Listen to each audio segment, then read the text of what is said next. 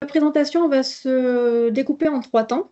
Donc, je vais faire une petite introduction pour recontextualiser un petit peu justement l'enjeu du protocole de manière très générale. Je vais aller assez vite sur le sujet.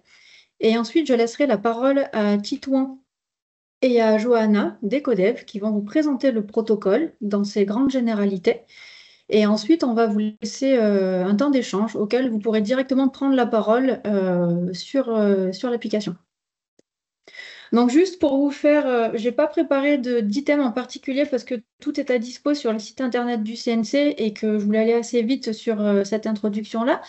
Donc, c'est juste pour vous contextualiser dans quel cadre s'inscrit le protocole. Donc, en juin 2021, le président du CNC, Dominique Boutonnat, a présenté justement une politique culturelle pour accompagner les professionnels dans leur transition environnementale. Et celle-ci s'est traduite par 3 grandes mesures qui ont été mises en place dans ce qui s'appelle le plan Action. Donc, en fait, plusieurs mesures pour accompagner les professionnels qui se sont traduites par un module de sensibilisation destiné aux étudiants, plusieurs études qui sont menées par la direction des études du CNC, d'environ 1 à 2 par an depuis 2022, et notamment une mesure de structuration qui passe par la conditionnalité des aides avec des nouveaux critères environnementaux.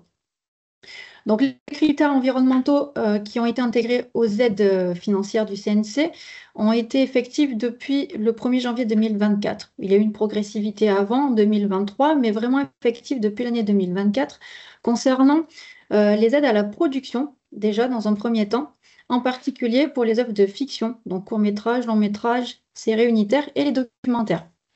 On a commencé déjà par la partie qui demandait le plus, on va dire, de soutien financier.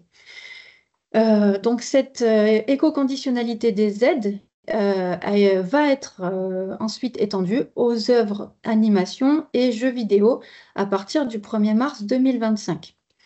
Donc, cette éco-conditionnalité, elle consiste en la remise d'une double empreinte carbone par le producteur ou la productrice, donc c'est-à-dire le demandeur d'aide.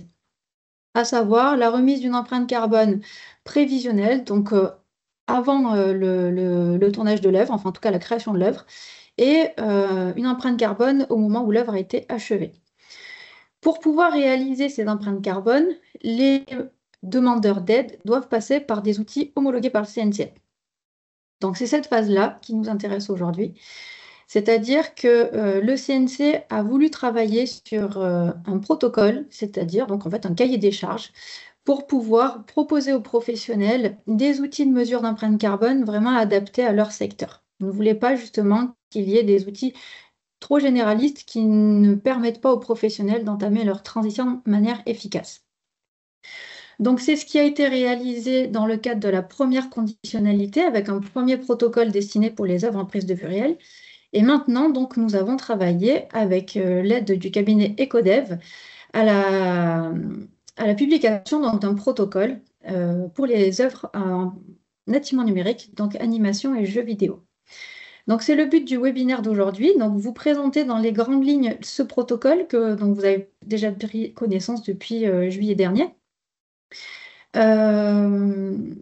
Donc, juste pour vous donner les quelques dates à venir, donc là, nous sommes en phase de publication de l'appel à homologation, c'est-à-dire que vous avez jusqu'au 22 novembre, 23h59 précise, pour remettre votre dossier de demande d'homologation. Donc, ce sera justement le laps de temps on a estimé nécessaire pour que vous puissiez prendre connaissance du cahier des charges et de pouvoir vous mettre en conformité. Suite à cela, il y a à peu près 2 mois d'instruction de la part d'Ecodev. Donc, ça peut être plus ou moins court ou plus ou moins long en fonction d'un dossier qui soit plus ou moins complet. Et ensuite, le but, comme je vous ai dit, c'est la conditionnalité des aides pour les demandeurs d'aide au 1er mars 2025. Donc, il faudra que nous ayons des outils à annoncer on avait estimé le 3 février 2025. À partir de cette date-là, on prévoira sur le calendrier de février, donc dans l'idéal début février, une présentation des outils homologués par une petite session de webinaire, comme on a l'habitude de le faire pour les outils actuellement homologués sur la prise de vue réelle, afin de le présenter aux professionnels, pour qu'ils puissent justement le prendre en main et se conformer aux attentes du CNC à partir du 1er mars 2025. Donc voilà sur les grandes mesures, on va dire, sur la forme du protocole. Si vous avez des questions, n'hésitez pas à les poser déjà sur cette partie-là, ou sinon je laisse la parole à Titouan et Johanna qui vont vous présenter le protocole. S'il n'y a pas de questions, je pense qu'on va pouvoir enchaîner sur la partie de présentation du protocole. Donc, merci Elodie pour cette introduction.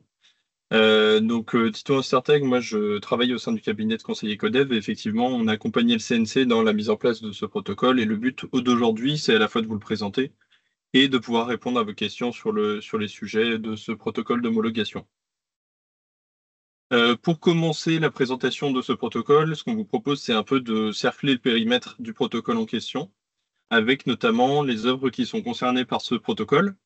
Donc le protocole, il va inclure les œuvres nativement numériques. Donc on a mis type animation et jeux vidéo, mais dans le futur, il pourra être élargi à d'autres secteurs potentiellement.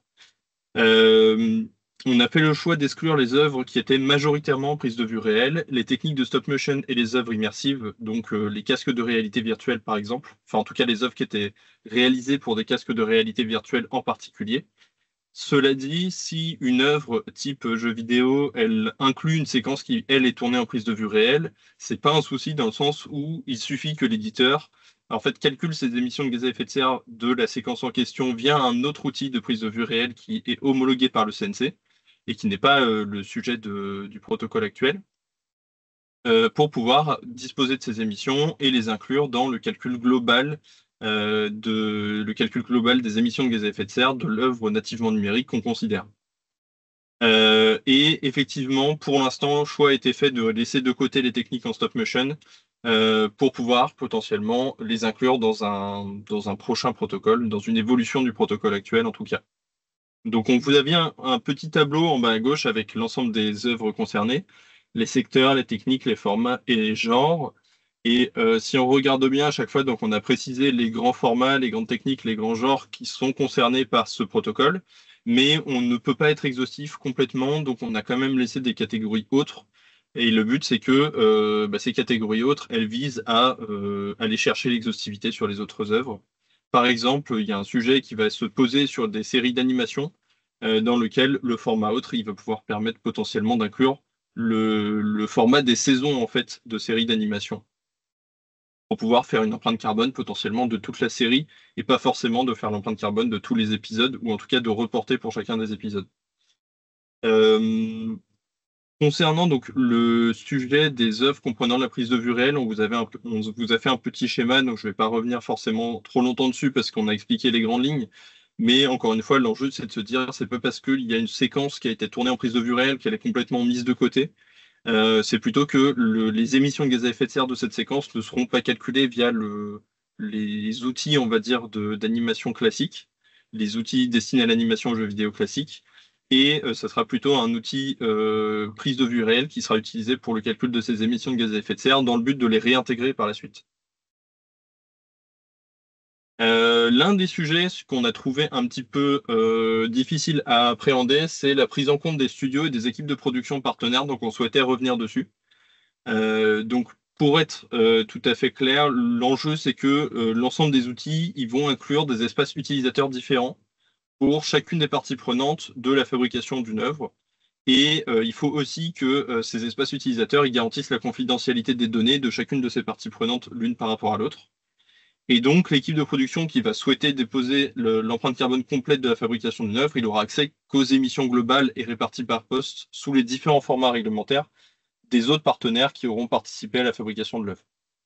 Il y a aussi un enjeu d'indiquer si le bilan carbone d'un partenaire est incomplet ou si, au contraire, on a bien l'exhaustivité de l'ensemble des postes d'émissions de gaz à effet de serre. Et on y reviendra, mais potentiellement, l'enjeu, ce serait de pouvoir proposer un mode simplifié pour estimer des émissions d'une équipe de production ou d'un studio de production partenaire qui n'aurait pas eu le temps ou n'aurait pas eu les ressources nécessaires pour compléter ses propres données. Voilà, pour éviter de pénaliser l'ensemble du bilan carbone de l'œuvre en question et bien avoir un bilan carbone de cette œuvre-là, bien que l'une des parties prenantes n'ait pas eu les ressources nécessaires pour compléter sa partie. Donc, c'est pour ça que dans le mode simplifié, il faudra qu'on précise si la donnée elle est incomplète. Ah, on a eu une... Ah, voilà. la lumière revient. Donc l'enjeu, c'est que l'outil doit préciser à minima si la donnée elle est incomplète ou si on a bien un réel manque de données, parce que c'est quand même assez différent d'avoir l'un ou l'autre. Euh, et donc les deux cas devront être précisés. Donc, vous l'aurez compris peut-être à la lecture du protocole, mais le gros sujet du protocole, c'est principalement son socle commun, qui a été réalisé donc en collaboration entre le CNC et Codev notamment. Et là, l'enjeu, c'est de vous présenter un peu les différents onglets du socle commun. Donc, n'hésitez pas si vous l'avez sous les yeux à le prendre aussi. Le but, c'est que ça complète un petit peu ce qu'on vous a déjà transmis. Donc, il y a plusieurs onglets. Il y a un premier onglet qui va être l'onglet Studio du socle commun de l'outil. Comme son nom l'indique, le but de cette grille, c'est de permettre au candidat de préciser au vérificateur la manière dont son outil a pris en compte la donnée qui a été considérée dans le périmètre du socle commun pour calculer les émissions de gaz à effet de serre annuelles d'un studio. Donc, on est bien dans le cadre du studio qui calcule ses émissions de gaz à effet de serre. Comme vous le voyez sur les captures d'écran qu'on a en dessous, il y a une zone de commentaires qui est prévue pour le candidat pour qu'il puisse un petit peu préciser ce qu'il en est. Et cela pour tous les postes d'émission. Donc là, on ne les a pas tous mis, mais il y en a quand même une trentaine, voire une quarantaine de postes d'émission qui sont ordonnés. Donc quand on met, vous voyez sur la colonne de données d'activité, ce qu'on a fait, c'est qu'on a choisi de parler de manière, enfin de préciser les données d'activité de manière assez intelligible. Donc on n'utilise pas directement les postes réglementaires du bilan du BGS, donc du bilan d'émissions de gaz à effet de serre, de la méthode réglementaire française, mais on a préféré utiliser des termes qui sont faciles à utiliser, donc électricité, chauffage, fuel, carburant, etc. Et nous, on est en capacité complète de pouvoir les relier après à des postes réglementaires du BGS en format V5. Donc la dernière version disponible de la méthode réglementaire française.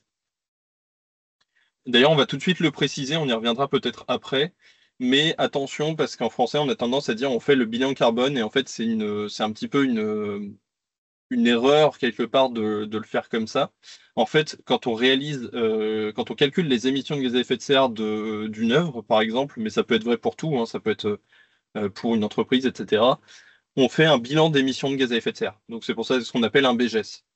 Et c'est ce format réglementaire qui est attendu de la part de l'ADEME, donc l'Agence de la transition écologique en France.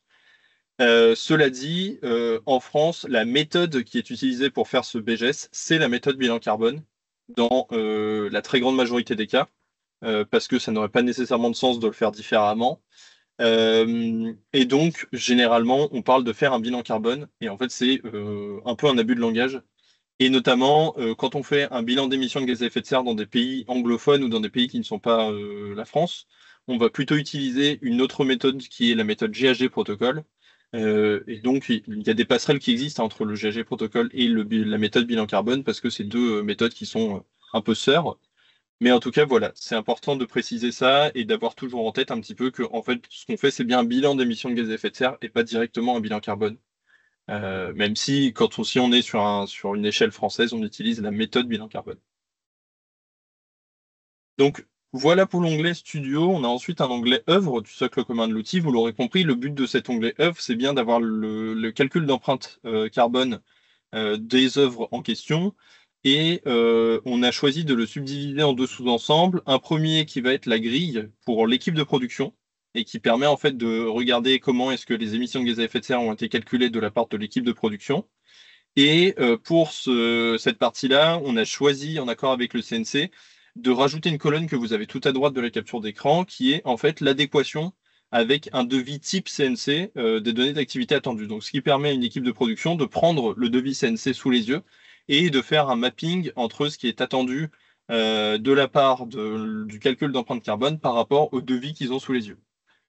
Sur la majorité des postes, sachant qu'il y a des postes sur lesquels de toute façon, il y a pas, en fait, les données monétaires n'ont pas de lien avec le calcul d'empreinte carbone, donc on l'a fait au maximum de ce qu'on pouvait. Et la deuxième partie de l'onglet œuvre, pardon, c'est bien la grille studio qui va qui va permettre en fait l'allocation des émissions de gaz à effet de serre annuelles de chaque donnée d'activité d'un studio, donc directement en lien en fait avec le volet studio qu'on a présenté sur les slides précédentes, à chacune des œuvres fabriquées au cours de l'année. Alors il y a deux approches d'allocation qui sont retenus pour allouer les émissions de gaz à effet de serre, soit c'est une approche d'allocation descendante, c'est-à-dire que vous disposez des émissions annuelles du studio et en fait vous les allouez sur chacune des œuvres qui ont été réalisées sur l'année. Et l'enjeu là, ça va être de se poser la question, est-ce que on est capable d'utiliser par exemple le temps de travail qui a été passé sur chacune des œuvres pour allouer les émissions de gaz à effet de serre annuelles du studio? Est-ce qu'on est capable d'utiliser plutôt le chiffre d'affaires? Voilà, donc l'enjeu, c'est vraiment de se dire, par exemple, il y a deux œuvres qui ont été faites dans l'année, une a occupé 60% du temps et l'autre 40% du temps. Donc si on dispose du bilan carbone global du studio, on est capable de dire 60% de ce bilan carbone va être alloué à la première œuvre et 40% à la deuxième œuvre. Ça, c'est un cas qu'on a souvent, en fait, majoritairement dans le calcul d'empreinte carbone. En tout cas, c'est ce qu'on en a compris. Et la deuxième approche d'allocation, c'est une approche sur laquelle on est plutôt ascendant, c'est-à-dire qu'on dispose des émissions de gaz à effet de serre pour chacune des œuvres. Donc on a les données réelles propres à l'œuvre, on sait quels sont les matériaux, on sait quels sont les temps, on sait quels sont les ressources qui ont été affectées pardon, à chacune des œuvres, et le but c'est donc d'avoir le bilan carbone de chacune des œuvres et après de les sommer entre guillemets. Je dis bien entre guillemets parce que c'est pas tout à fait une somme, il y a des interconnexions entre les œuvres. Mais en tout cas, voilà, l'ensemble des œuvres va permettre de constituer l'ensemble du bilan carbone du studio si on a envie d'avoir le bilan carbone du studio. Donc en dessous, effectivement, on vous a mis des indicateurs d'activité d'allocation descendant. Donc moi, j'ai utilisé dans mon exemple le temps homme mobilisé sur une production. Ça peut être aussi le temps machine, ça peut être le budget. Voilà, il y a différents types d'allocations et on pourra revenir dessus dans une slide qui est après. Mais en tout cas, il y a ces deux manières, en fait, quelque part, de calculer l'empreinte carbone d'un studio et des œuvres, toujours en lien les deux se parlant l'un à l'autre. On trouve ensuite un dernier onglet qui est appelé socle commun études dans le socle commun. Cet onglet, il est un petit peu particulier, donc c'était une demande du CNC d'avoir cet onglet. Le but, c'est en fait de se dire qu'il y a certains postes d'activité sur lesquels le formalisme va être un peu plus, on va demander un peu plus de formalisme dans la réponse et notamment dans la méthodologie de calcul qui va être employée. Quels sont les facteurs d'émission qu'on va utiliser pour calculer, par exemple, les émissions de gaz à effet de serre de l'utilisation de gaz naturel au sein du studio pour la fabrication d'une œuvre, par exemple.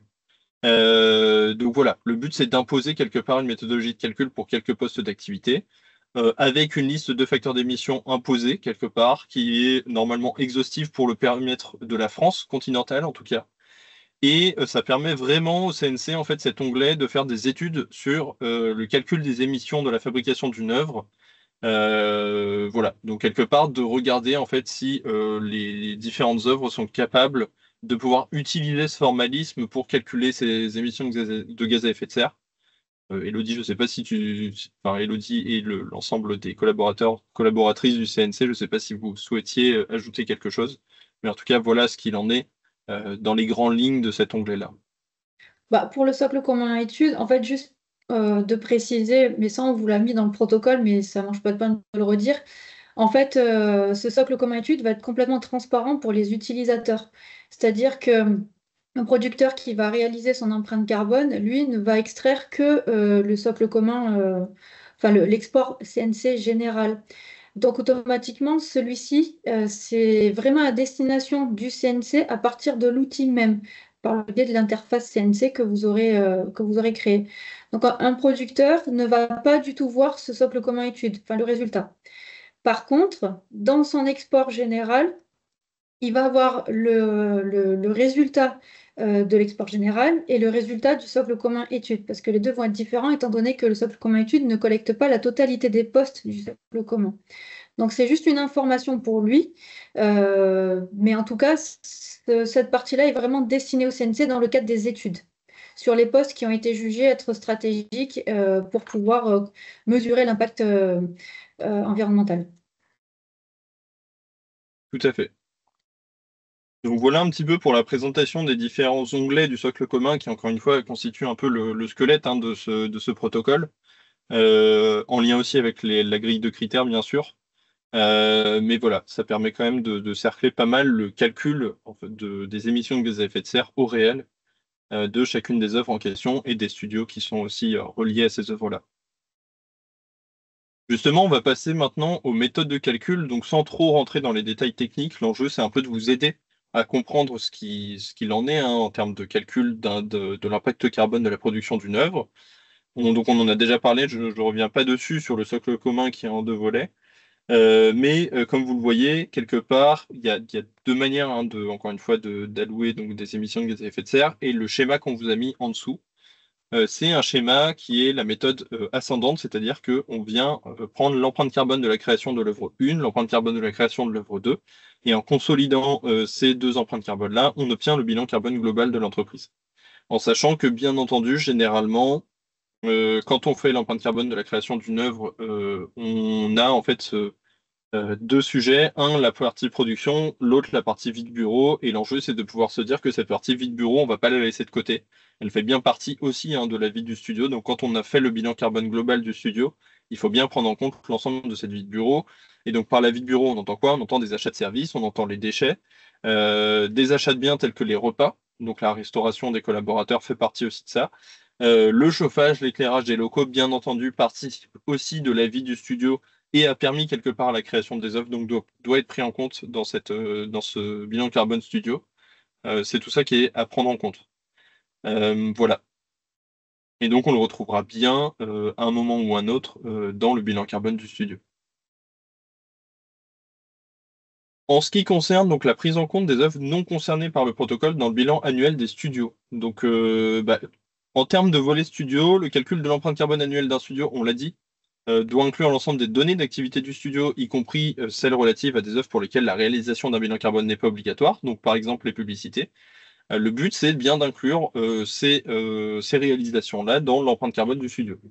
Par contre, pour les œuvres, l'enjeu, c'est de se dire, bon, bah voilà, les émissions de gaz à effet de serre, elles sont allouées entre les œuvres produites au cours de l'année, selon une des approches d'allocation qu'on a présentées précédemment, mais cette allocation ne sera faite que sur les œuvres pour lesquelles une équipe de production souhaite déposer une empreinte carbone au CNC.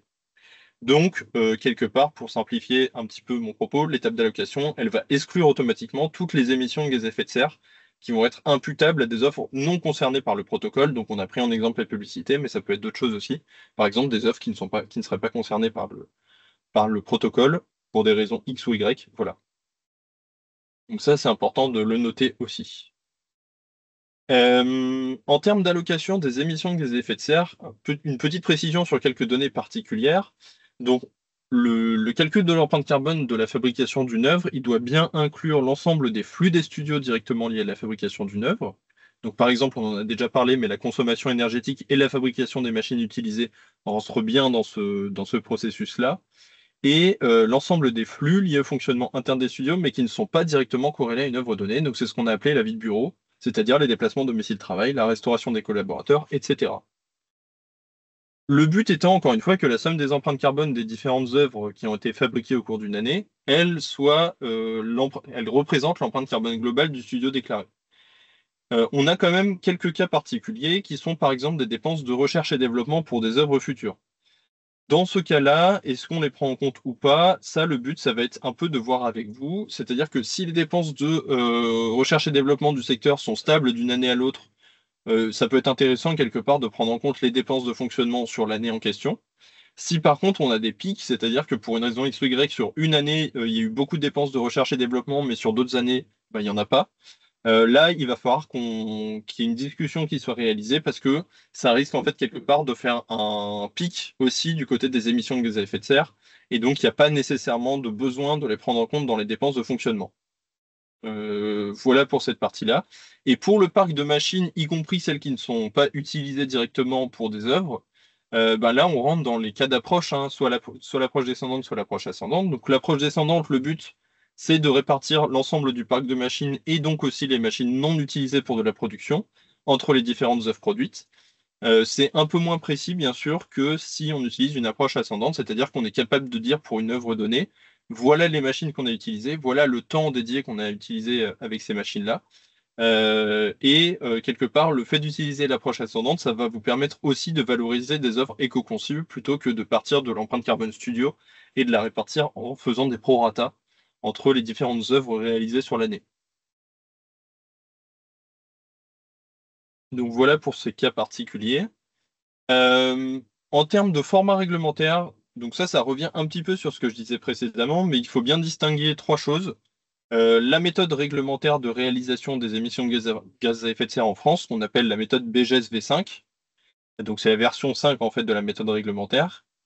Euh, la méthode bilan carbone, donc la méthode française, la méthode GHG Protocol, qui est une méthode plutôt internationale et utilisée plutôt par les anglophones. Et le but, c'est que toutes ces méthodes, comme vous voyez sur le tableau à droite, j'espère que vous voyez bien, mais quelque part, toutes ces méthodes se parlent. C'est-à-dire qu'il n'y a pas de rupture de continuité entre ces trois enjeux-là. Donc, il y a bien la méthode réglementaire qui vient fixer les bases du calcul d'empreinte carbone, la méthode bilan carbone qui vient simplifier le calcul, notamment dans la manière dont c'est présenté, et la méthode GHG Protocol qui est la méthode anglophone. Donc, encore une fois, tout l'enjeu, c'est bien de répondre à la méthode réglementaire française, qui, avec un nom des postes qui peut être un peu parfois barbare, par exemple. En fait, si on parle, par exemple, des émissions de gaz à effet de serre liées à la flotte automobile ou commerciale du studio, on se retrouve dans le poste 1.2, les émissions directes des sources mobiles de combustion, et c'est pas forcément facile à se trimballer ce nom-là. Donc, ce qu'on va faire, c'est qu'on va plutôt utiliser la méthode bilan carbone dans laquelle, quelque part, ce poste-là, on retrouve ça dans le poste des transports ou des déplacements en tout cas. Et c'est plus simple à présenter quelque part à des parties prenantes qui voudraient avoir une idée de comment se répartissent les émissions de gaz à effet de serre d'un studio ou d'une œuvre. De la même manière, vous voyez bien que le nom du GHG protocole, c'est strictement rigoureusement le même que celui de la méthode réglementaire française. Autrement dit, encore une fois, on est sur quelque chose qui est très proche entre la méthode réglementaire française et son adaptation via bilan carbone ou GHG protocole. Attention sur la partie. En fait, il y a certains calculs qui vont se retrouver dans différents postes. C'est notamment le cas de l'énergie, par exemple, dans laquelle, par exemple, en ce qui concerne l'électricité, le calcul de l'électricité, il y a plusieurs phases en fait dans le calcul d'empreinte carbone de l'électricité, parce que ça concerne différents postes d'activité. Le fait de produire l'électricité, c'est pas la même chose que le fait de devoir la transporter ensuite. Et donc, on a deux postes différents qui sont réalisés. Et c'est pour ça qu'on a besoin que les facteurs d'émission ils soient aussi décomposés par phase, notamment pour l'énergie, parce que les émissions de gaz à effet de serre ne seront pas comptabilisées dans les mêmes postes d'émission. Et donc, par exemple, la phase combustion, elle est classée en catégorie 1 du BGSB 5, et la phase amont, elle est classée, elle, en catégorie 4. Donc voilà, vous avez cette distinction-là qu'il est important de garder dans la mesure du possible. Et c'est aussi à ça que le socle commun études va servir, parce qu'il sert à guider quelque part le calcul d'empreinte carbone, notamment sur des postes un peu qu'on va retrouver à chaque fois en fait dans les œuvres, dans les studios, et de formaliser un petit peu tout ça pour vous guider dans le calcul de ces émissions de gaz à effet de serre. Une petite précision sur le calcul des incertitudes sans non plus rentrer dans trop de détails parce que c'est vite très mathématique et pas forcément très intéressant. Mais c'est important de noter que quand on fait un calcul d'empreinte carbone, un bilan carbone, on réalise un calcul physique. Et dans ce calcul-là, il y a bien entendu des incertitudes. Il y a deux incertitudes principalement. L'incertitude qui est liée à la donnée d'activité, c'est-à-dire qu'on utilise une donnée, de toute façon, elle a été mesurée à un moment ou à un autre, et il y a bien sûr une incertitude liée à cette mesure. Par exemple, les kilowattheures d'électricité, vous avez un compteur, par exemple EDF vous donne les kilowattheures d'électricité. C'est une donnée qui est très fiable parce que la mesure d'EDF, elle est fiable à 99,9%, etc. Par contre, si vous utilisez un relevé de quelqu'un qui a dit, voilà, cette année, j'ai jeté 12 kg de déchets alimentaires, la question qui va se poser, c'est comment est-ce qu'il est parvenu à avoir cette donnée d'activité? C'est pas dit que ça soit très précis. Et donc, on a une incertitude qui va être un peu plus élevée sur cette donnée d'activité. Le deuxième type d'incertitude qui existe, et ça on ne pourra pas s'en départir, c'est l'incertitude qui pèse sur les facteurs d'émission. On utilise des facteurs d'émission et en fonction des postes d'activité, on n'a bien sûr pas la même incertitude, notamment lorsqu'on utilise des facteurs d'émission pour des données monétaires. On a des incertitudes qui sont assez élevées, de l'ordre de 50 à 80%. Et cette incertitude-là sur les facteurs d'émission n'est pas la même en fonction, bien sûr, des postes d'activité. Donc, pour l'énergie, par exemple, on a une incertitude sur le facteur d'émission qui est bien moindre. Donc, c'est important de garder en tête qu'il y aura toujours, de toute façon, quand on fait un calcul d'empreinte carbone, une incertitude relative à ce calcul-là. Et attention, mais ça, on rentre un peu plus dans le détail mathématique, mais attention parce que les incertitudes ne vont pas s'additionner, ne vont pas se multiplier. En fait, l'incertitude globale, c'est la racine carrée des carrés des incertitudes. Donc, sans rentrer trop dans le détail, méfiance quand il y a calcul d'incertitude, il faut que ça soit fait aussi assez rigoureusement, et ça ne va pas être assez facile à faire. Mais la chance qu'on a, c'est que les facteurs d'émission globaux de la base carbone, par exemple de l'ADEME, ils intègrent déjà aussi l'incertitude relative aux facteurs d'émission. Autrement dit, ça va être à vous de compléter la partie incertitude sur la donnée d'activité, mais l'incertitude sur le facteur d'émission, généralement, dans 99% des cas, elle est renseignée. Et donc, c'est ce qu'on a marqué tout en bas. Il est recommandé de s'appuyer sur les formules du tableur bilan carbone V8.10 de l'ADEME. Autrement dit, de s'appuyer sur le fait que les incertitudes sont déjà rentrées dans un tableur Excel donné et que vous avez plus qu'à utiliser ces facteurs d'émission-là pour aussi avoir le calcul d'incertitude, au moins sur le facteur d'émission. Voilà pour cette partie-là. Deux autres sujets qui nous semblaient importants d'éclaircir. La partie plan d'action qui pose un peu des questions de périmètre, sur quel périmètre va porter le plan d'action. Bien sûr, comme il y a une différenciation dans le socle commun entre le studio et l'équipe de production, le plan d'action il pourra être réalisé soit au niveau studio, soit au niveau équipe de production, soit les deux. En tout cas, voilà, les deux vont se parler et il n'y a pas de niveau qui est imposé de ce côté-là, en tout cas. Et on a parlé des incertitudes, mais il y a aussi bien sûr le fait qu'il peut y avoir des erreurs. Et les erreurs, là, pour le coup, ça arrive toujours, que ce soit des erreurs humaines ou que ce soit des erreurs, voilà, ça peut arriver aussi des erreurs machines. Le but, c'est aussi que le vérificateur, il simule le remplissage de données sur l'outil et qu'il vérifie les calculs des émissions et des incertitudes. Nous, ce qu'on s'est fixé pour l'instant, c'est que pour X calculs réalisés, on attend un taux d'erreur de maximum 1% des données saisies en termes de rigueur attendue. Autrement dit, s'il y a la saisie de 50 données d'entrée, il y a donc 50 calculs d'émission et 50 calculs d'incertitude, donc 100 calculs au total. Et le but, c'est qu'il n'y ait pas plus d'une erreur sur l'ensemble de ces 100 calculs. Voilà. Globalement, encore une fois, les outils généralement sont réalisés de telle manière que les calculs sont automatisés. Et donc tout l'enjeu, ça va être que dans l'automatisation du calcul, il y ait vérification qu'il n'y ait pas d'erreur. Ça fait partie de notre lot quotidien avec Johanna, de notre métier, de vérifier qu'il n'y ait pas d'erreur dans le calcul. Une fois que tout est réglé, il n'y a pas de raison qu'il y ait une erreur dans le calcul, et donc le pourcentage d'erreur, il peut être à 0%. Voilà un petit peu au global la présentation de quelques points du protocole. On ne peut pas tout présenter parce qu'il est quand même assez long, mais on souhaitait revenir sur ces points-là parce qu'il nous semblait que c'était des points saillants du protocole en tout cas. Et maintenant, tout l'enjeu des 20 minutes qui nous restent comme prévu, c'est, alors on a un peu moins de temps, mais ça va être de pouvoir répondre à vos questions sur ce protocole. Donc le but c'est qu'on y réponde un peu tous, que ce soit Johanna, moi ou le CNC en fonction de nos différentes casquettes et de nos différentes expertises. Et donc on est vraiment ouvert à vos questions pour pouvoir y répondre. Et on a vraiment ce temps qui est consacré à ça.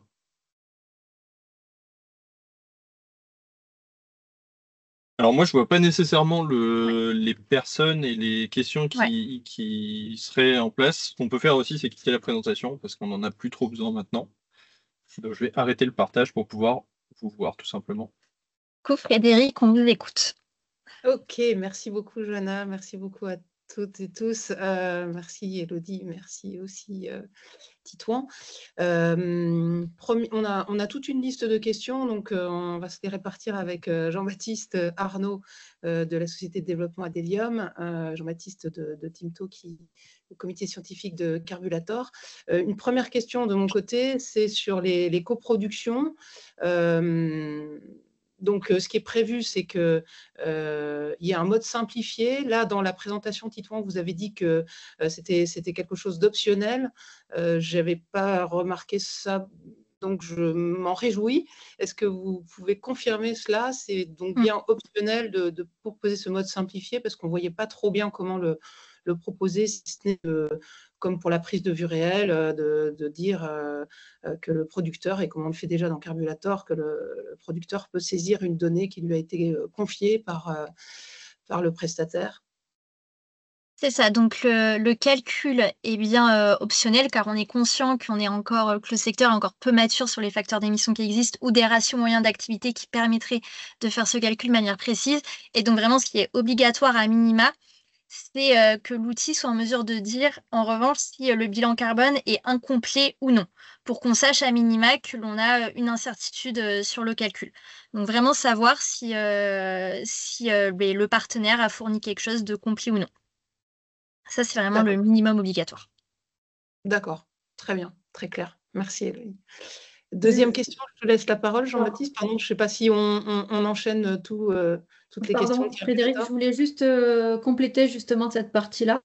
Vous n'avez rien loupé sur le protocole. Effectivement, ce critère à l'origine est obligatoire, mais on va publier suite au webinaire une foire aux questions avec les questions qui ont été évoquées pendant le webinaire présent. Donc, on va les retranscrire dans la foire aux questions et c'est le seul critère qui va passer en optionnel. En fait, on ne vous l'a pas reprécisé à l'oral, mais le protocole a été travaillé aussi avec l'ADEME et l'Association pour la transition bas carbone. Et il y avait une forte recommandation de leur part que sur des postes pour lesquels on n'aurait pas d'informations, il faudrait avoir une donnée au moins assez générale qui permet aux professionnels d'avoir une info sur l'impact carbone moyen dans Studio. La problématique, c'est qu'on se répartit uniquement que sur des données monétaires. Et ce qui ne nous convenait pas, c'est les studios qui sont délocalisés, il y en a existe encore un petit peu, en Asie.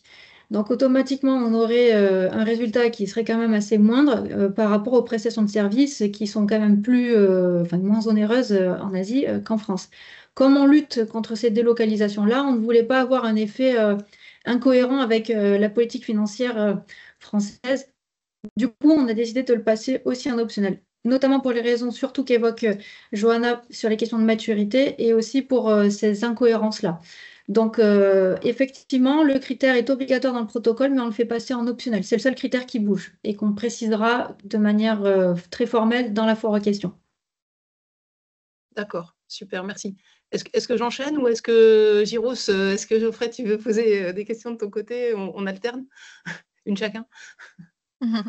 Ok, ça marche. Bah, Jean-Baptiste, c'est à toi la question Oui, suivante. effectivement, j'ai 2 questions là qui vont s'enchaîner. La première, oui, sur la partie, partage, enfin confidentialité des données, ce qu'on met en place, pour, aller directement sur l'implémentation. De notre côté, c'est des comptes qui sont, par entreprise, plusieurs comptes par entreprise. Pas de partage, de ces comptes, mais un partage de données qui passe par des exports. Est-ce que vous êtes à l'aise avec cette idée pour que justement on ait quelque chose d'extrêmement, imperméable entre les différents partenaires économiques pour qu'il n'y ait pas d'accès à la data, mais que ça passe par des exports qui restituent bien les différents facteurs d'émission, enfin les postes d'émission, tels qu'ils apparaissent pour le CNC. Est-ce que c'est bon pour vous ou pas? Oui. Le fait que je... Oui. Alors nous, s'il n'y a aucune perte d'information sur les émissions, les formats, et que ça permet vraiment d'avoir une consolidation à la fin des empreintes carbone, c'est très bien. Et surtout de répondre aux annexes de format d'export du CNC. Très bien, ça répond. Mais super, effectivement, ça nous débarrasse de la question ergonomique, on va dire. Ensuite, alors sur tout ce qui est somme des œuvres égale studio, effectivement, Titouan, on s'est posé des questions sur les R&D, ce genre de choses. Alors, d'une manière générale, je suis pas sûr. Enfin, on a une approche qui est un peu hybride parce que vous parlez d'ascendant-descendant et souvent selon les facteurs, enfin on fait un petit peu des deux, c'est-à-dire que on a des données qui viennent de la prod, on a des données qui viennent du studio, la facture d'électricité, la prod, on sait combien de jours on a passé sur quel type de machine, et ensuite on a besoin de l'un pour calculer, enfin sur toutes les prods combien on a consommé, et on calcule le reliquat qu'on va redistribuer selon ce que vous dites, pour que le reliquat soit redistribué avec des clés de répartition qui peuvent être les jours hommes ou le budget de la production. Ça paraît clair, mais souvent on passe de l'un à l'autre. Et les productions, elles sont pas exécutées sur un exercice annuel fixe. Enfin, on peut avoir des prods qui durent 18 mois, 36 mois. Et du coup, on est obligé de faire des calculs un peu compliqués de cette façon-là. Parfois aussi, on a des prods qui sont pas du tout dedans. Il n'y a pas que les publicités. On peut avoir des projets qui passent pas par le CNC. J'imagine que c'est possible, alors c'est pas le cas chez nous. Donc, il faut qu'on puisse gérer ça. Et alors, le cas de l'R&D, vous avez répondu, Titouan. Mais il y a aussi, on bute souvent sur le cas de le voyage en avion pour le président qui va à un salon pour prévendre. Alors, prévendre un projet ou faire de la prospection sur des projets qui n'existent pas encore, sur lesquels on n'a pas de bilan carbone. Et on ne sait pas trop, on a l'impression qu'il y a une sorte d'injustice mathématique à répartir ce billet d'avion sur les productions en cours qui n'ont rien demandé. Voilà, on est face à ces sujets-là, donc on comprend un petit peu, je pense, l'esprit général que vous développez, mais du coup, on n'arrivera pas à une égalité stricte. Et du coup, je sais pas, voilà, est-ce que c'est l'esprit qui doit être conservé de cette égalité intégrée sur le temps, ou est-ce qu'il faut qu'à la fin, on ait Alors déjà pour enfin, répondre, donc le socle commun, il va vous permettre d'indiquer quelle approche est utilisée et donc il est possible d'avoir des approches différentes selon la donnée, mais également oui, selon le mode prévisionnel et le mode réalisé.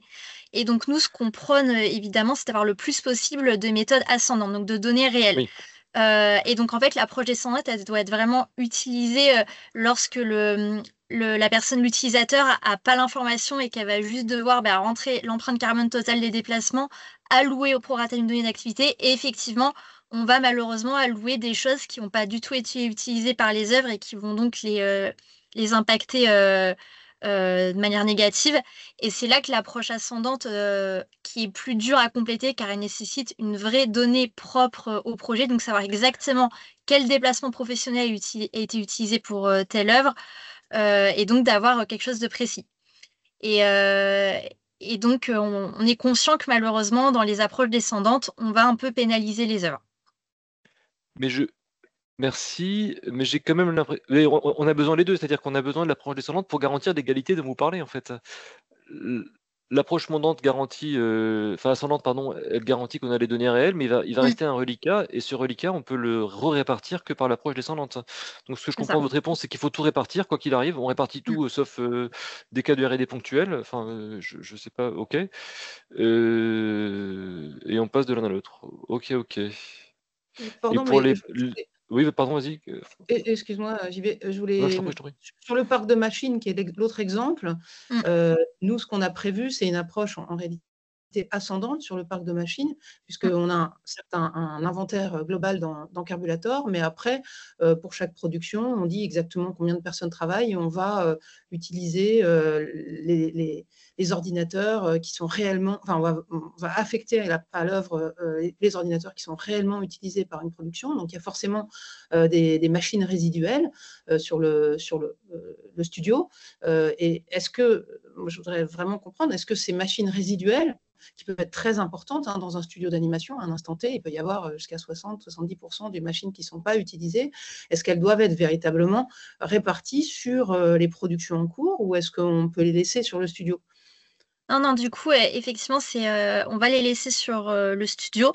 L'approche ascendante, on va vraiment chercher à avoir ce qui est propre à l'œuvre. Et c'est parce qu'on sait que ça peut être compliqué d'avoir des données propres à une œuvre que l'approche descendante existe. Et donc, pour reprendre le cas des déplacements professionnels, donc là, j'avais mal compris la question. Les déplacements professionnels qui n'ont pas lieu pour une œuvre, elles vont pas apparaître dans l'approche ascendante.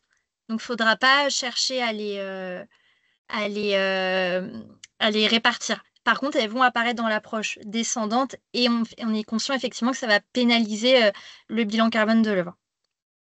D'accord, parce que l'égalité, enfin, on ne déroge pas à l'égalité en fait, donc on pénalise et pour maintenir l'égalité entre studio et œuvre, c'est ça la règle C'est qu'il ça. faut respecter absolument. Ok, Mm. ok, bah, bon, c'est clair. Et alors pour les machines, je rebondis sur une question qu'on avait. On peut faire de l'amortissement. Enfin, on a mis en place un système pour redéfinir les années d'amortissement, les durées d'amortissement, le faire dynamiquement si jamais, parce que ça nous paraît une bonne pratique justement de dire, on s'est rendu compte que le bilan carbone il est un peu lourd, mais une bonne façon de le faire, c'est de faire durer la durée de vie des machines. Donc je vais modifier la durée d'amortissement. Donc on refait une répartition. Absolument. Est-ce on pourrait mettre en stand-by l'inventaire et considérer qu'il reste un reste à amortir sur les machines, par exemple? C'est possible ça? Donc ça veut dire que l'égalité entre les œuvres et le studio, elle est modulo tout ce qui est de valeur immobilière qu'on a décidé d'amortir plus tard, comme on pourrait le faire en comptabilité, par exemple, en Oui. disant voilà, il me reste 3 ans à amortir sur un matériel que j'ai pas utilisé, je décide de les garder pour 2025-2026. Ce chiffre apparaît quelque part, enfin, on le maintient, l'outil le maintient, et on pénalise pas, enfin, si c'est le terme utilisé, effectivement, c'est pénalisé, mais en tout cas, on le fait pas apparaître dans le bilan carbone parce qu'on pense que c'est pas représentatif sur 2024. On pourrait faire ce genre de choses? Alors du coup, ça consiste, donc la machine, elle a bien été achetée. Donc Oui, elle est achetée, oui. elle appartient au studio en 2024. Oui. C'est vrai que généralement, ce qu'on a plutôt l'habitude de faire, c'est amortir sur les premières années de vie de la machine et pas tellement de reporter dans le temps. D'accord. Parce Parce que, que, oui, l'amortissement, en qu'en fait, c'est fait, pour c'est oui. le. Pardon, je vous ai coupé la parole, excusez-moi. Oui, parce que effectivement, on essaye de se caler sur ce qui est fait d'un point de vue comptable lorsqu'on parle de durée d'amortissement. Et donc, chaque année, sur les premières durées de vie du bien, amortir une partie de la dette environnementale. Parce que un des leviers justement pour les studios, c'est de faire durer le matériel le plus longtemps possible. Et souvent, c'est par le bilan qu'ils s'en rend compte. Et donc, pour qu'ils Mm. s'en rendent compte et que ce soit valorisé dans le bilan suivant, il faut qu'on lui laisse la possibilité de décorréler son cycle de vie de l'amortissement comptable en disant, finalement, je vais utiliser la machine 7 ans et pas 4 ans. Et donc, j'aimerais que ce soit chaque année un septième qui soit imputé à mon bilan carbone. Et que Mm. l'année où j'utilise pas, je conserve ce septième parce que je décide de l'utiliser 8 ans. Et si jamais un jour, il l'utilise plus du tout, il lui reste un reliquat de 3 septièmes, par exemple, s'il l'a mal fait. Et c'est toujours. Enfin, cette dette, il la paye toujours, mais il décide quand il la paye pour que Enfin, en fait, ça nous paraît vraiment important qu'il y ait un levier là-dessus. Et il y a en fait, en animation, il n'y a pas beaucoup de choses qu'on peut faire une fois qu'on a commencé à se mesurer. On peut travailler plus vite, plus fort, plus loin, mais une des façons de le faire, c'est de faire durer le matériel, par exemple. Et du coup, si on ne lui laisse pas à l'utilisateur la possibilité de le faire apparaître dans son bilan, il est pénalisé d'un côté, il n'est pas récompensé de sa bonne pratique, si vous voyez ce que je veux Ouais. dire. Mais du coup, il n'y a aucun problème pour allonger les durées de vie, ce qui fait qu'en fait, Oui, on va diviser les émissions par un plus gros chiffre, donc le bilan carbone annuel va être plus faible. Mais oui, par contre, ça me paraît moins OK de se dire qu'au cours de cette année-là, en plein milieu de la durée de vie, on va mettre 0 parce qu'on d'accord. décale dans le temps. Et Ok, l'idée donc aussi, c'est qu'une fois que le bien il est amorti, on va aussi le sortir du bilan carbone. Donc allonger les durées de vie, d'un côté, ça fait qu'on commence à ça utiliser des repousse, oui. biens qui sont amortis et qui sont sortis du bilan carbone. Donc il y a deux façons de valoriser, effectivement, allonger les durées de vie ou garder la durée d'amortissement et sortir tout ce qui est amorti. Il y a les deux façons qui sont D'accord. possibles. Ok, d'accord. Écoutez, c'est très clair, merci pour tout ça. Fred, je te rends la parole ou peut-être que nos amis du jeu vidéo veulent prendre la parole parce qu'on a beaucoup parlé là. Non, moi j'ai une question justement pour revenir sur ces histoires d'allocation. Enfin, dans le rapport que les studios vont devoir soumettre au CNC, on va du coup, enfin moi j'avais cru comprendre qu'ils allaient proposer, enfin sortir le bilan carbone seulement de l'œuvre, et pas de Absolument. l'œuvre. Oui, donc au final. D'accord, oui, donc au final, après, la méthode de calcul, c'est plus pour vous, pour vérifier comment c'est fait derrière, et ça sera pas, voilà, on va pas sortir le bilan carbone du studio. D'accord. Absolument pas. Ouais, pour compléter un petit peu ce que tu allais dire, Johanna, globalement, l'enjeu pour nous, c'est d'avoir le bilan carbone des œuvres, bien entendu. Et en fait, pourquoi on parle aussi du bilan carbone du studio? Parce qu'on est bien conscient qu'il y a des choses qui sont difficiles à mesurer au réel pour l'œuvre en question. Et donc, l'appui par le studio permet de combler en fait ces trous-là. Mais effectivement, si le cas idéal, c'est d'avoir en fait, toutes les données qui sont inhérentes à l'œuvre et seulement à l'œuvre. Et à ce moment-là, on est capable de dire, OK, bon, bah voilà, on a le bilan carbone de l'œuvre. Mais en fait, généralement, c'est justement toute la partie vide bureau, c'est-à-dire l'éclairage, le chauffage, les déplacements domicile-travail, où là, c'est compliqué de se dire, ah oui, mais c'est que pour cette œuvre-là, à part si c'est dans un lieu particulier, etc. Mais sinon, globalement, généralement, c'est quelque chose qu'on n'a pas trop, enfin, que les collaborateurs ne prennent pas nécessairement en compte parce que ils se disent c'est de l'ordre du résiduel. Et pourtant, ça fait partie quand même de la phase de production parce que si les personnes ne se déplacent pas, si elles ne chauffent pas, etc., il n'y a pas d'œuvre. Donc c'est pour ça que Ouais, c'est un bien peu sûr. notre point d'attention, mais c'est vrai que globalement, sinon, si on a toutes les données inhérentes à l'œuvre, on n'a pas besoin en fait de passer par le studio nécessairement, à part connaître le bilan carbone du studio pour des raisons X ou Y. Mais ça, après, ça sort un peu du protocole. Non, bien sûr, ouais. Non, c'est très clair. Arnaud a pris la parole. Oui. Alors moi j'avais une question concernant en fait la répartition géographique qui avait été demandée par le CNC pour la France et les différentes régions. Vous parlez de respecter une norme ISO. Or, en fait, la version de la norme ISO que vous utilisez, en fait, elle est obsolète et c'est plus les bons codes pays qui sont indiqués dans les bons codes région qui sont indiqués dans votre Excel. Et du coup, je voulais savoir s'il fallait qu'on utilise spécifiquement votre code région ou si on utilisait la dernière version de la norme ISO.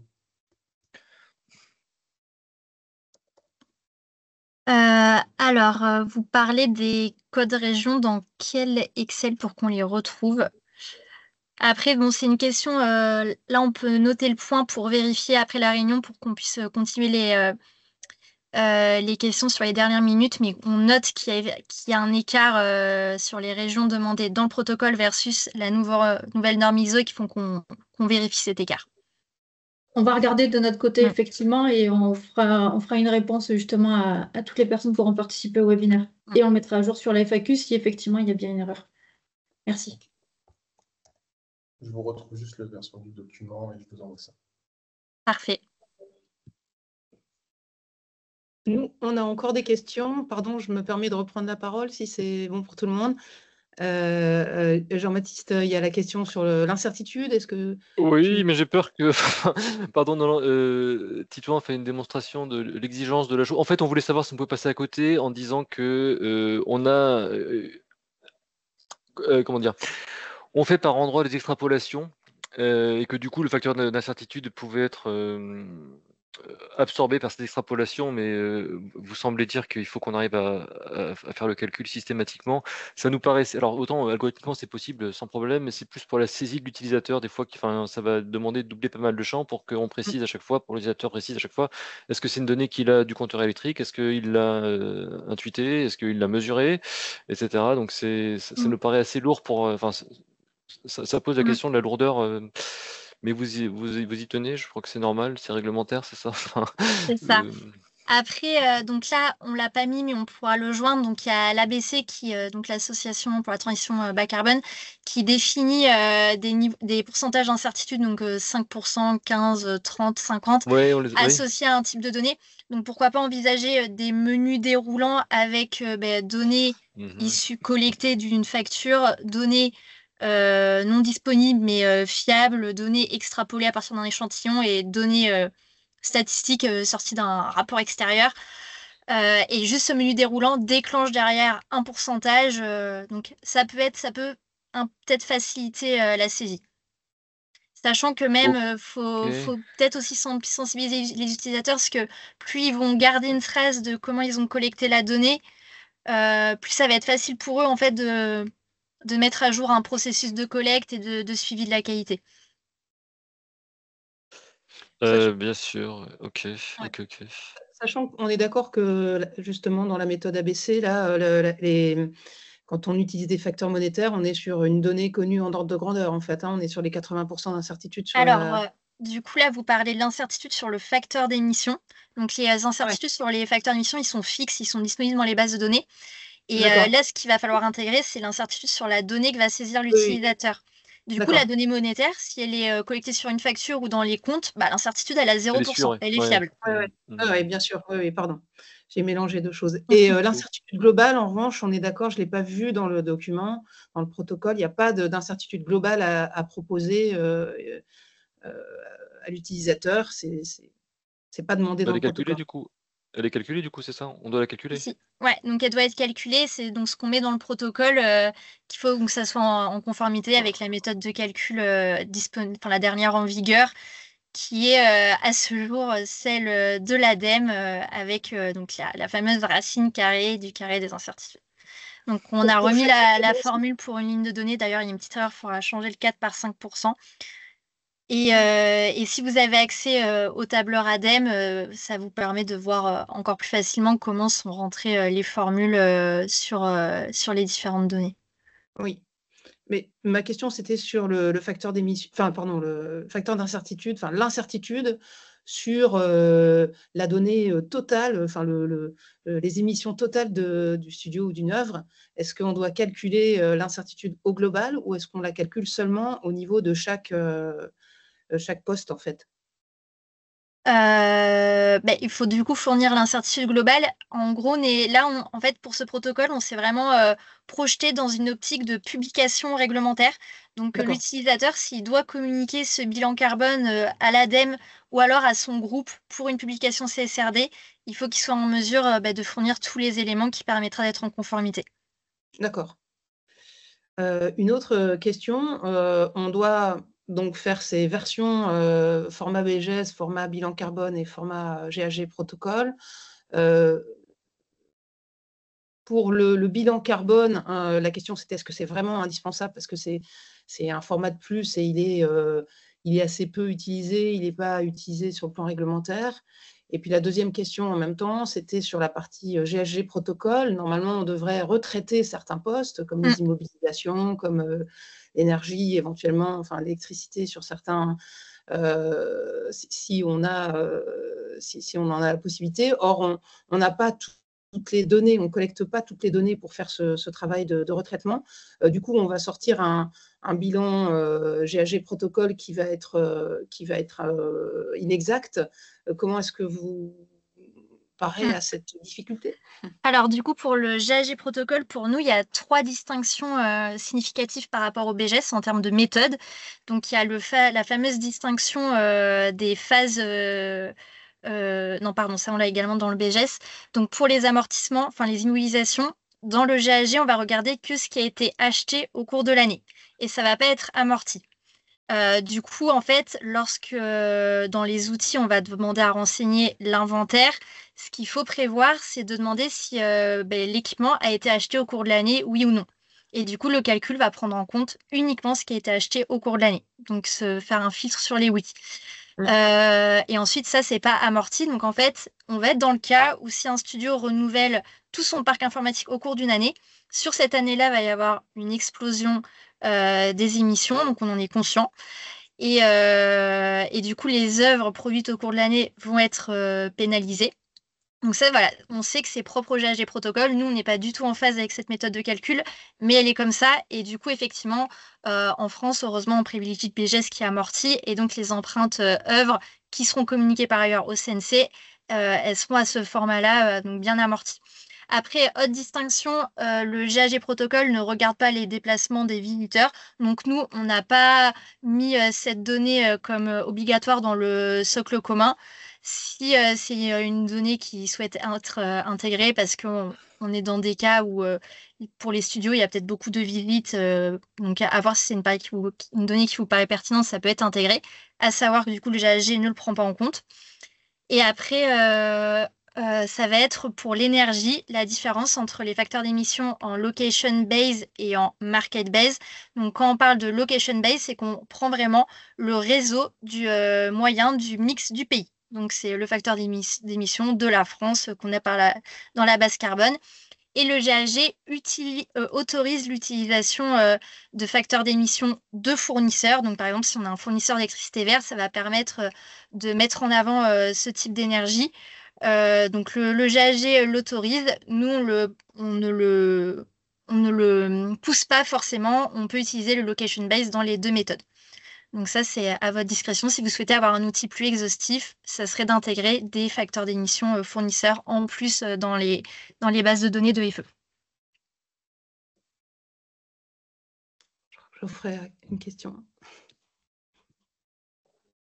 Oui. Alors, il y avait d'autres questions, mais de toute façon, je vous les ai envoyées, donc je pense que vous pourrez y répondre en différé. Mais non, il y avait une question concernant tout ce qui est repas.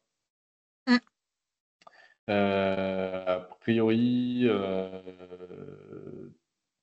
a priori dans les règlements, des réglementations, normalement, c'est juste les repas achetés par l'organisation. Donc, par exemple, s'il y a une cantine dans l'organisation ou je sais pas, un séminaire, par exemple, d'équipe où l'organisation achète les repas, mais on ne prend pas en compte les repas des employés s'ils mangent en dehors de l'organisation ou si. Enfin, c'est pas très clair.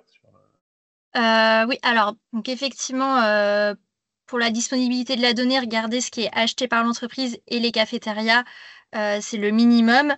pour aller plus loin, à l'image par exemple de ce qui est fait pour les déplacements domicile-travail qui en soi ne sont pas achetés par l'entreprise, mais dont l'entreprise dépend, on peut imaginer avoir une enquête mobilité à l'outil et intégrer quelques questions sur l'alimentation le midi qui permettrait d'avoir une donnée annuelle sur les types d'alimentation le midi qui engloberait à la fois de la cafétéria interne à l'entreprise, mais également quelqu'un qui a été acheter son repas à l'extérieur pour le midi.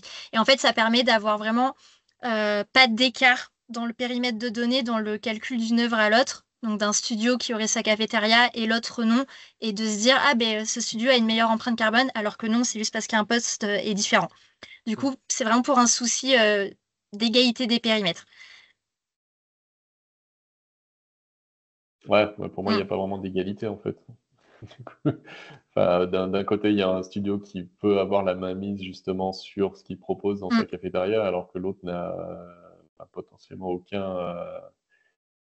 Oui. Enfin, il ne peut rien, à part de la sensibilisation, ne peut rien faire du tout. Donc, il y a un problème d'égalité aussi dans ce sens-là. Oui, effectivement. Mais après, là, c'est des histoires d'action. Nous, on a surtout envie de veiller à avoir des périmètres équivalents quand on regarde une œuvre. Et donc, effectivement, après, à la main de l'entreprise de mettre les actions nécessaires pour encourager le changement de comportement. Et après, donc, c'est vrai qu'on a beaucoup tendance à se concentrer sur les montants des CO2 évalués, mais il faut garder en tête que ce qui compte, le calcul d'une empreinte carbone, c'est incertain par nature. Ce qu'on veut comprendre, c'est les ordres de grandeur, et ce qu'on veut surtout, c'est mettre en place de l'action et que les choses bougent. Donc en fait, si on ne compte pas les émissions de ce poste-là, il y aura zéro action sensibilisation faite sur l'alimentation et du coup zéro changement de comportement des collaborateurs. Et le but, c'est vraiment en fait, de sensibiliser sur tous les sujets et de changer les comportements. Et sachant que aussi, je parle pour le CNC, mais vous me corrigez si je me trompe, le versement des subventions ou non ne va pas être conditionné au montant des postes évalués. Donc c'est parce que l'alimentation est plus élevée chez l'un qu'il n'aura pas sa subvention. Et puis j'ai une dernière question pour revenir sur ce qu'on disait juste avant, sur les différences entre GHG Protocol et BGS. Demander si l'équipement a été acheté au cours de l'année, c'est un peu compliqué parce que on parle de potentiellement de studios qui ont des dizaines d'équipements, donc ça veut dire qu'il faut les rentrer ligne par ligne. Alors après, oui, on peut fournir des templates qui permettent de faire ça. Mais pour l'instant, en tout cas, chez Gyros, on est plus dans le il y a tant d'équipements de ce type, tant d'équipements de ce type. En fait, on a différencié les deux approches. En fait, les utilisateurs ont soit l'approche parc, soit l'approche achat, et en fait, on sépare les deux complètement. Donc, oui, c'est effectivement, ça peut tout à fait être fait comme ça. Okay. Mais du coup, on ne peut pas avoir les deux calculs en même temps, en fait. Ce que vous pouvez faire, nous, ce qu'on fait des fois avec des clients qui ont le même sujet, c'est de se dire, ils ne sont pas capables de dire chaque année combien ils ont acheté, mais ils sont capables de dire, en moyenne, en fait, combien ils achètent chaque année. Un taux de renouvellement. Et donc, oui, c'est ça, c'est d'utiliser un taux de renouvellement de la flotte automobile, des machines, etc., pour pouvoir avoir une idée, en fait, de ce que ça représente aussi en termes d'empreinte carbone via GHG Protocol, parce que ça ne sera pas pris en compte dans le GHG Protocol, là où c'est pris en compte dans le bilan carbone. D'accord. Ok. Merci. Et petite question pour rebondir sur ce sujet. Comment est-ce qu'on gère les locations?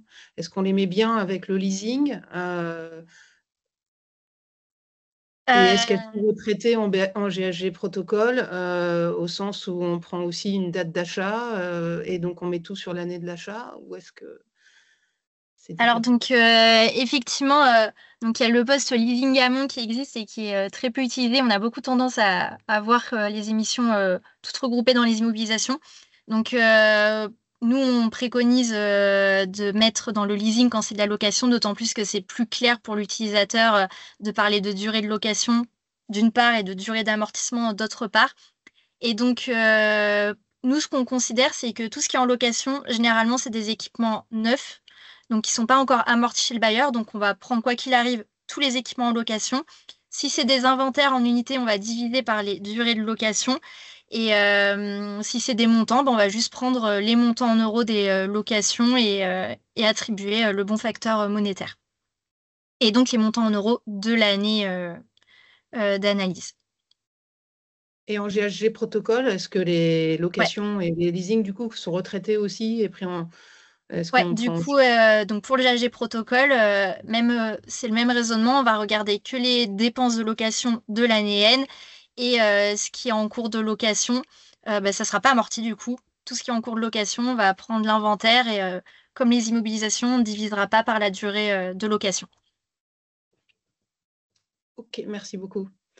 Et nous, on a une question encore sur les achats de services, de services généraux. Ce que vous préconisez, c'est que, vous avez listé tout un tas de facteurs d'émission dans la base de données, dans l'annexe 1, qui permettent de retrouver les différents postes de la compta, l'extraction des comptes de classe 6. On voulait savoir s'il était possible de regrouper les postes non significatifs dans peut-être et utiliser un autre facteur d'émission qui n'est pas listé chez vous, mais qui est un facteur d'émission qu'on trouve dans la base empreinte, qui est le facteur d'émission qui s'appelle service hors transport, fortement matériel ou faiblement matériel. Qui permettrait d'avoir un facteur d'émission unique et de regrouper plusieurs types de prestations de services qui sont très marginaux en général dans les studios, et en même temps de garder ce qui est pour le coup important et voilà. Alors, donc, effectivement, on a connaissance de ces deux facteurs d'émission qui sont en fait les deux premiers facteurs d'émission créés pour les services et qui sont du coup obsolètes et archivés par l'ADEME. Donc, en fait, s'il y avait un audit du calcul de l'empreinte carbone par une partie externe, il y a de fortes chances que le calcul ne soit pas validé. Et du coup, nous, ce qu'on préconise plutôt, c'est d'utiliser le nouveau facteur d'émission service qui englobe toutes les prestations diverses de services aux entreprises et qui est un peu un fourre-tout qui vient remplacer le facteur d'émission faiblement matériel. On va retrouver la publicité, le nettoyage, le gardiennage, la sécurité, des frais divers, etc. Donc, il vaut mieux utiliser celui-là pour regrouper tous ces petits titres de dépenses faiblement impactants. Service, parce que je le vois pas dans la base, je suis en live sur la base empreinte. Alors, donc sur la base empreinte, on va taper, hop, consulter les données. Si on tape service, après on va dans les ratios monétaires, donc ça met tous les facteurs d'émission qui existent, service, et du coup, c'est celui qui va s'appeler service/service, imprimerie, publicité, architecture, maintenance multitechnique des bâtiments. Et il y a encore 3 petits points avec énormément de choses listées dans la bulle. Donc, c'est vraiment tous les services divers aux entreprises faiblement matérielles. D'accord. Donc, c'est celui-là qu'on peut utiliser. Ouais, je vais vous le mettre oui, je veux dans la bien, conversation. Merci beaucoup. Super. Ah, je ne peux pas écrire.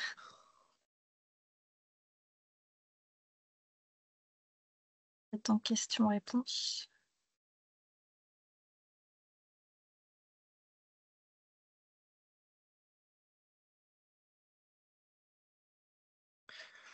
Bon, du coup, il s'intitule comme ça.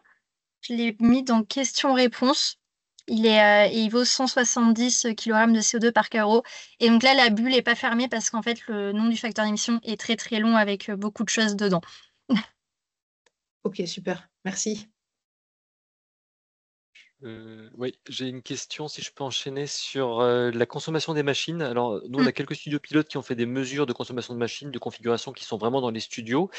Dans la mesure où on garantit l'égalité bilan carbone, BGESD prod égale celui du studio, on fait bien une répartition entre les électrons qui sont consommés parce qu'ils passent par le compteur central électrique et Engie, EDF, etc., et la consommation qui est calculée. Est-ce qu'on a besoin de faire une certification des mesures qu'on a prises, dans la mesure où de toute façon, chaque électron qui rentre dans le studio est réparti sur les productions parce qu'on garantit l'égalité. Finalement, la mesure qu'on a faite des machines, elle sert uniquement à faire une clé de répartition. Alors, et est-ce qu'on a besoin de la faire certifier ou pas?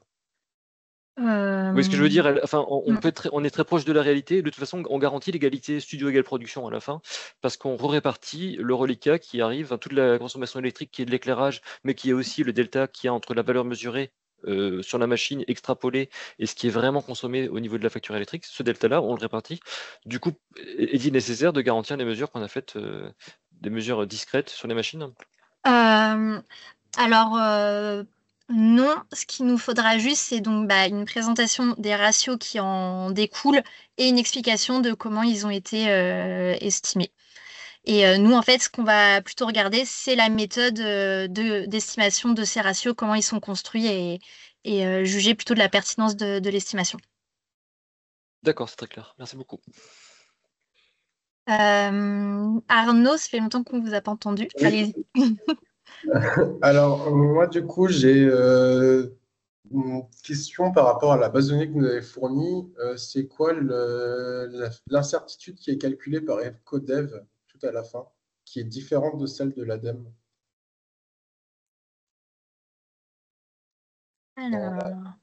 Dans la base que vous avez fournie, base BDD facteur d'émission, tout à la fin, il y a 2 colonnes.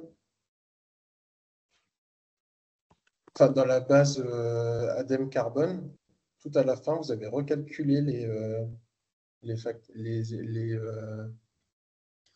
incertitudes et les facteurs d'émission. Alors, donc effectivement, ça c'est c'est un calcul EcoF qu'on a oublié d'enlever. Donc c'est effectivement pas ça qu'il faut utiliser. C'est bien ce qui est publié par la base carbone.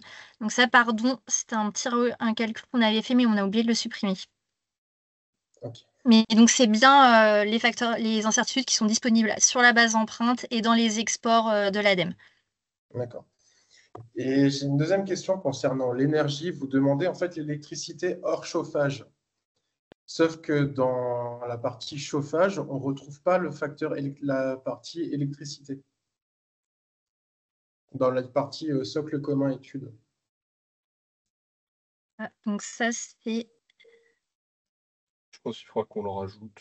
Ouais, c'est un oubli, effectivement. Ok. Et du coup, je posais une question concernant la climatisation. Parce que moi, j'ai des climatiseurs qui consomment aussi de l'énergie. Vous ne faites pas la distinction avec le chauffage, mais pourquoi est-ce qu'on ne ferait pas la distinction du coup avec la climatisation aussi? Du coup, nous, dans pour ce qui est des consommations énergétiques, quand on parle de chauffage, c'est chauffage et climatisation. Donc je pense que vous parlez de climatisation réversible. Oui, Entre autres. Climatisation de data center, ce genre de choses-là. On pourra préciser, mais effectivement, ça englobe tout. D'accord, parce que plus loin, vous parlez de climatisation, mais uniquement avec les fluides de fluides. Donc, effectivement, quand on veut les consommations énergétiques propres au chauffage, c'est au sens large tous les équipements de chauffage et climatisation. Mais du coup, on pourra apporter une précision pour être bien exhaustif sur le périmètre. Parce que du coup, se posait aussi la question des réseaux de chaleur et des réseaux de froid. Oui, tout à fait. Ça fait bien aussi partie du scope 1, de toute façon. Hein, c'est les réseaux de chaleur et de froid. Ou du scope 2, pardon. Oui, c'est scope 2. Ouais. Donc, il faudra bien qu'on l'ajoute parce que dans le cas où ça se présente, il faut bien le préciser.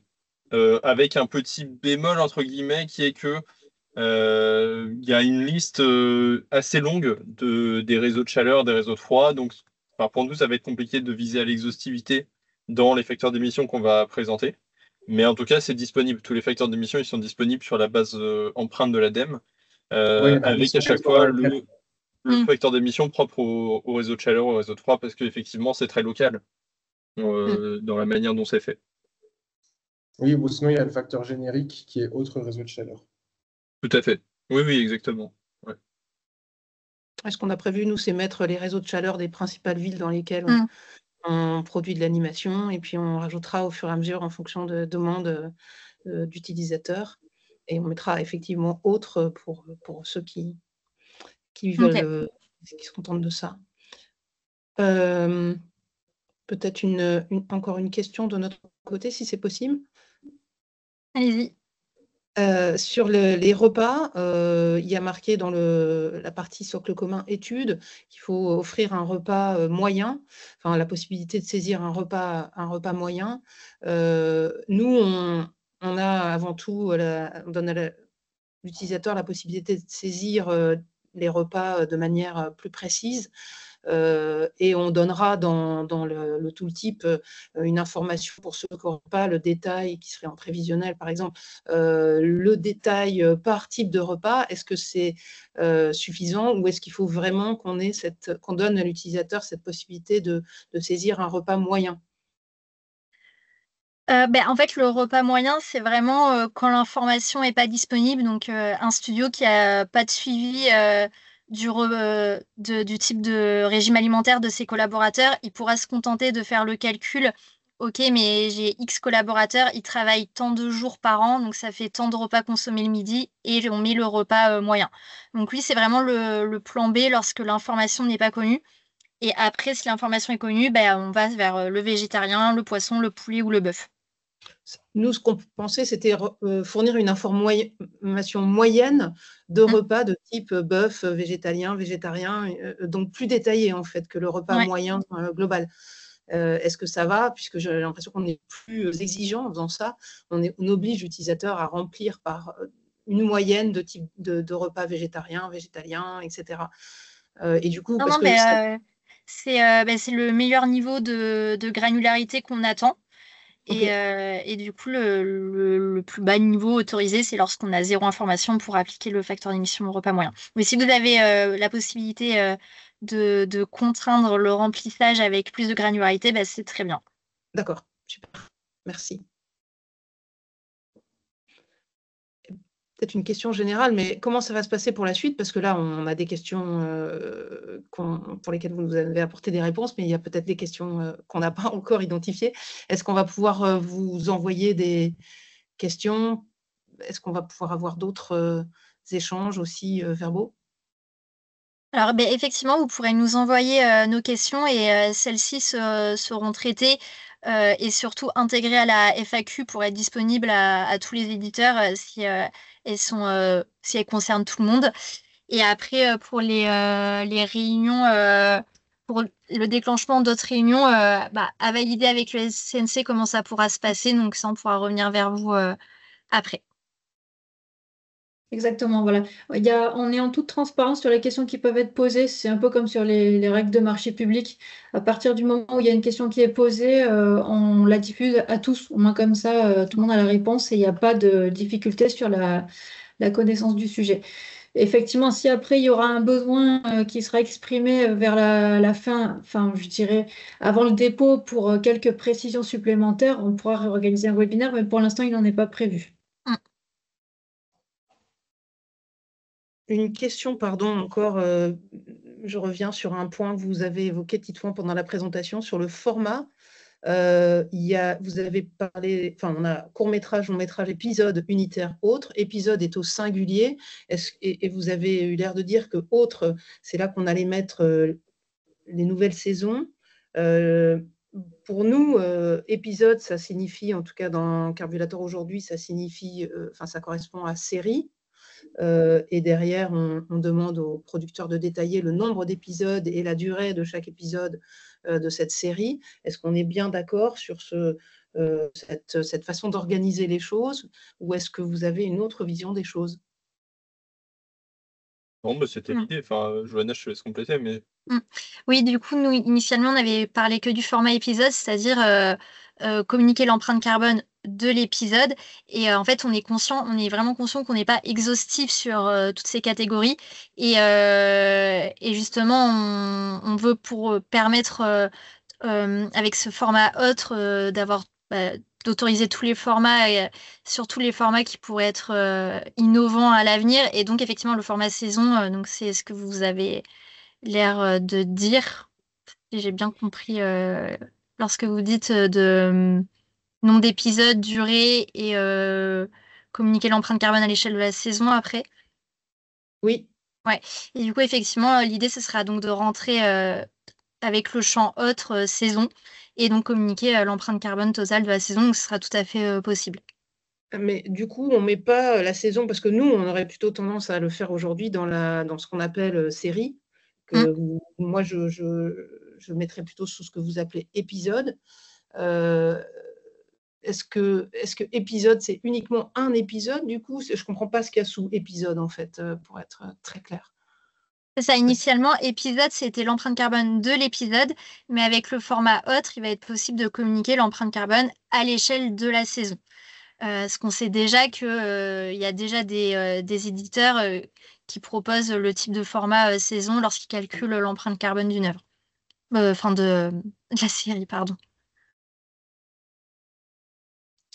Ok. Est-ce que ça vous pose un problème en fait qu'il n'y ait pas marqué, qu'il n'y ait pas saison de répertorier? Oui, série, en tout cas. Il me semble, Jean-Baptiste, si tu veux commenter, il nous semble que série, c'est indispensable, avec nombre d'épisodes et durée de chaque épisode. Oui, tout à fait. D'accord. C'est vraiment des unités communes pour les studios d'animation qui travaillent pour la télé. D'accord. Donc, vous, dans l'idéal, il faudrait que pour que ça soit bien adapté, que vous ayez série d'intégrer, pas saison, c'est juste ça, série. Pas épisode, en fait, parce que Pas épisode, épisode, ouais. finalement. Ça n'existe pas en unitaire, en fait, il est forcément lié à une saison D'accord. ou une D'accord. série. En unitaire, il y aura court-métrage, long-métrage, mais il n'y aura pas épisode. Voilà. Ou Ok. unitaire en dessous, ce que vous appelez Oui, unitaire. unitaire, mais Voilà. l'épisode unitaire n'existe pas par définition. Ok. Bon, on va regarder ça aussi.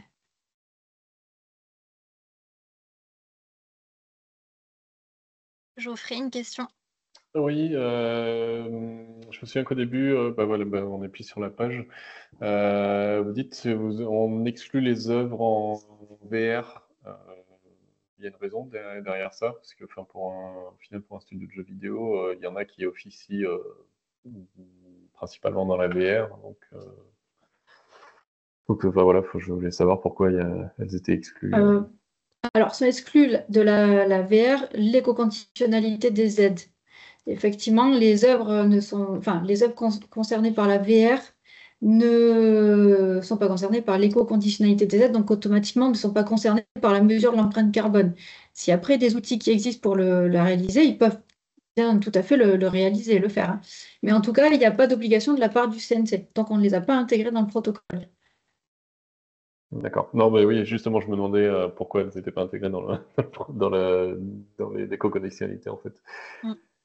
On agit par strate, petit à petit. Peut-être que dans la V2, ça sera intégré, on verra. D'accord.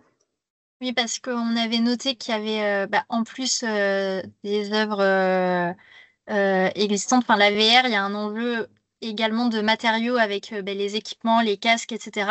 Et du coup, on ne voulait pas tout de suite aller vers des enjeux de fabrication avec des matériaux et d'utilisation de fin de vie qui viennent qui viendraient agrandir le périmètre du protocole. On voulait vraiment rester sur l'angle studio développement. Ouais, mais il y a c'est exactement la même problématique sur les autres studios, parce que de toute façon, les PC, les consoles, c'est la même chose. C'est juste pas le même équipement, en fait. Qui change déjà beaucoup de choses aussi pour nous. C'est pour ça que je dis, en fait, on évolue par strate. Ça ne veut pas dire qu'on les intégrera jamais, hein. C'est juste qu'on a commencé déjà côté numérique sur animation jeux vidéo, et après, on fera bien les choses aussi pour la partie œuvre immersive. D'accord. Non, aucun souci.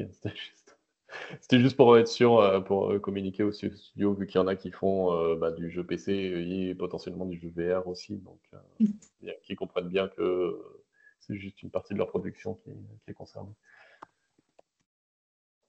Frédéric, vous avez une question encore? Non, je crois qu'on a fait le tour. Je suis en train de vérifier, mais je crois qu'on a fait le tour. Alors, Arnaud, peut-être il y avait une question sur les transports de biens, mais qui était non significatif, mais bon, mais qui était marqué obligatoire à un endroit. Donc, on se demandait si c'était optionnel ou obligatoire, mais j'ai l'impression que c'est optionnel. Moi, j'ai une question. Est-ce que ce document de présentation, vous le fournirez? Oui, Merci. on va le transmettre. On va tout mettre à dispo sur la page de l'appel à homologation, qui après l'appel à homologation deviendra demande d'homologation ou quelque chose du genre. Mais en tout cas, la page restera telle quelle. C'est juste le titre qui changera un peu passé le 22 novembre.